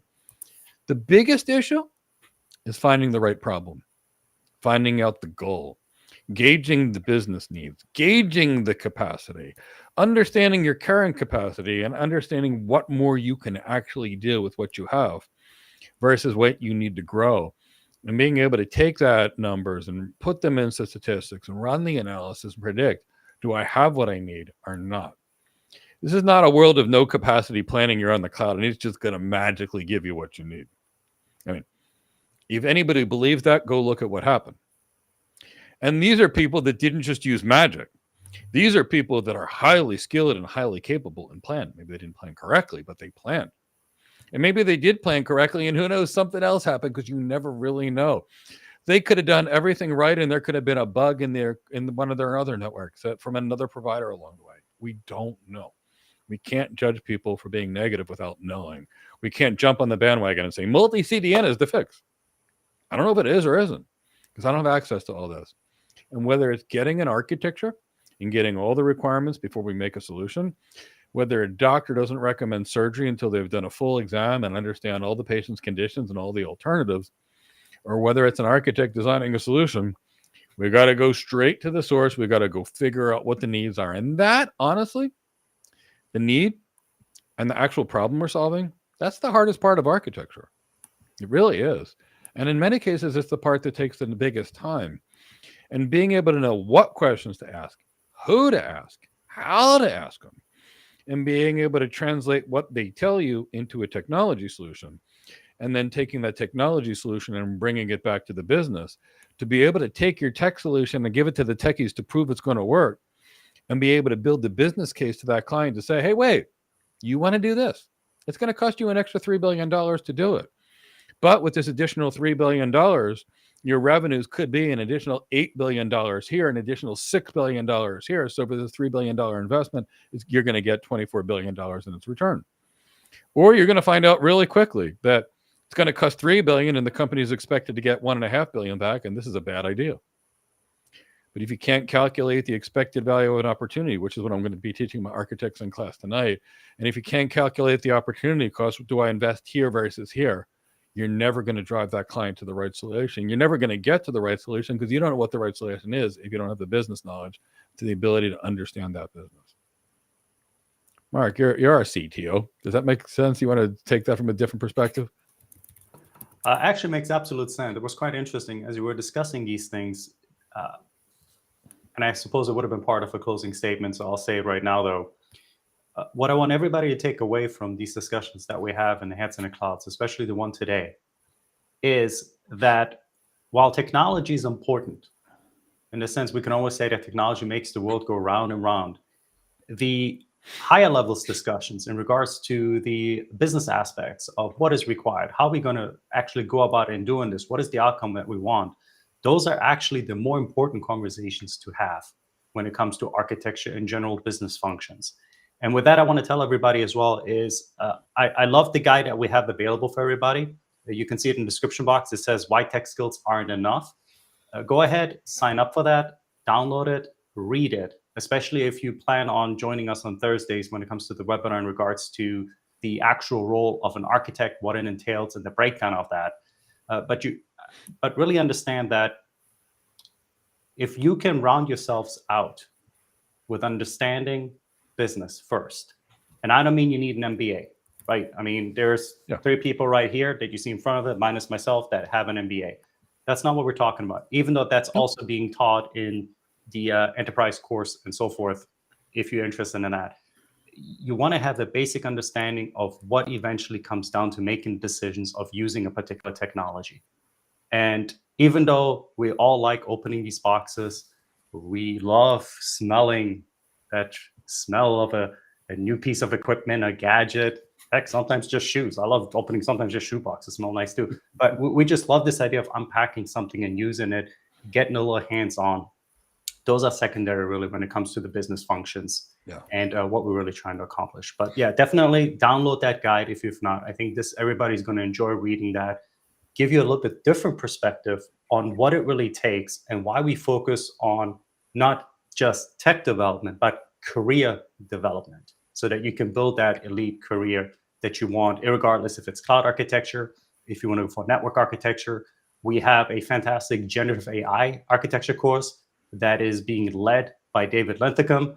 I know Alonzo, he is very involved in that course as well. He can go on days and days and days discussing the fantastic things that we discussed there and how also we leverage generative AI when it comes to things such as streaming services. Again, very, very much fantastic information that is available. So that would be my take on it. I know that was not very techy, but from somebody who's been the tech, I still live the tech at many times, I can't overstate the importance of backing up once in a while, smelling the roses, and taking in the forest instead of just a single petal. Chris, any closing statements? I got nothing. I'm just absorbing all the information. All right. Alonzo, what about yourself? I think everyone, hopefully you all had a very informative, exciting experience with us here as we talk about what happened, what could happen, information and valuable resources about networking, and a lot of these things that tie into your development program here at Go Cloud Careers. We hope you join us. We're glad you stayed with us at our latest Head in the Clouds, and we hope to see you real soon. Yeah. And China, two final mentions, Mike, we're doing the Q&A, right, tomorrow? Yes, exactly. That's where I was going to talk about. Good. So tomorrow at 2:00, we'll answer career questions on YouTube related to any kind of career you want. I don't care. I've been in tech now for 20 years. I've helped people get their first tech job, get promoted in tech for 20 years. You can see a trail of my people at AWS, Apple, Azure, Google, Cisco, IBM, Microsoft, Accenture, Deloitte, KPMG, Capgemini, PricewaterhouseCoopers, Barclays Bank, JP Morgan Chase Bank, LeaseWeb, Cordillera, Kalian, Zscaler, Palo Alto. So got lots of experience placing people at these kind of great companies and training them to ask any career questions you want. And on Thursday, we're going to really go over how to become an architect. We will cover every last thing that you need to know. I'll go over the role. I'll go over how you can get hired, the things you need to know, how to skip HR. In most cases, they don't auto-reject you. And I'll answer your questions. You want me to look at your CV? I'll look at your resume on this. You want me to look at your LinkedIn profile? You think you're ready for a cloud architect job? I'll give you a mini interview and tell you if you're ready. And if not, I'll tell you what you need to learn. And it's all free. So come join us. And before I forget, I need to start writing some of this stuff down so I get it in order. I need that out of order packet thing that TCP can do, right? To do retransmission, read order. Anyway, that's enough geeky. What I wanted to say is if you did enjoy the discussion we had today and you kind of want to follow along and continue it, the group project that we have planned for our students come Thursday is going to continue that discussion. So be sure to join Thursday's webinar, which takes place before the actual group project. See if you enjoy the information that you hear and go ahead and sign up for one of the training programs that fits you. Anyway, we have the 60% discount. That's with Black Friday. If you're already convinced and you want to take the plunge and you want to join us for the group project that's going to start on Thursday, where we're going to discuss more in regards to request for proposal, what type of entity we're going to have and what we're looking for, be sure for us to sign up for that. And and also I see there's some students of us that join us today are going to look forward to having you there so that we can continue these type of discussions and build you up, not just from a technology standpoint, but also from the architectural and the business standpoints on what it takes to be able to look at the documentation and work within a group setting. Because remember, architecture is a team sport, not a solo sport. This is not tennis. This is more like soccer, so to say. So be sure to join us then. Okay, aside from that, everybody, if you haven't liked the video, subscribe to the channel if you have, and I'll hold everybody to it that says they can't wait. I'll hold you to it. We'll see you tomorrow, 2 p.m. Eastern Standard Time sharp. Aside from that, everybody, I wish you a wonderful day. Bye-bye. Thanks, everyone.